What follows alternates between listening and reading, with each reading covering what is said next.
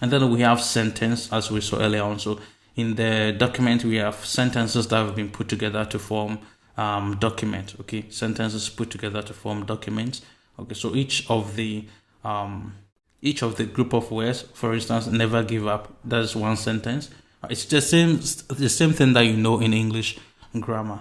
All right, the sky is the limit. It's one sentence. He will come soon. That is one sentence. Okay, if this course is the best, of course it's the best. Right, that is one sentence. Okay, so all these are, this is what we refer to as sentence. It's the same thing that you know in your in English grammar. Okay, and when you put a lot of sentences together, they form document. Okay, when you put a lot of them together, they form documents. So we say a document is a group of sentences.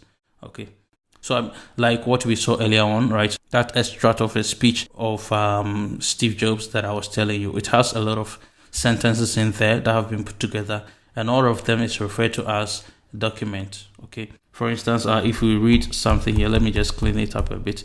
Right, we have here is to the crazy ones, the misfits, the rebels, the troublemakers, the round pegs in the square holes. Right, that is one sentence. Okay, up to this full stop is one sentence. The ones who see things differently, they are not fond of rules. That is another sentence. Another full stop is here. You can quote them, disagree with them, glorify or vilify them, but the only thing you cannot do is ignore them because they change things.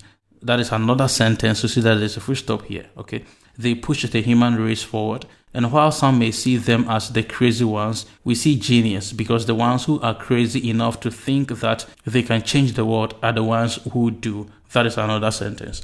Okay, so we have 1, 2, 3, 4 sentences that have been put together, right? And these 4 sentences form one document. Okay, so there could be several documents, right, put together, and those several documents will form corpus. Okay, so these sentences will put together to form document, and then several documents will put together to form corpus. Okay, and the corpus will become what we refer to as the data set.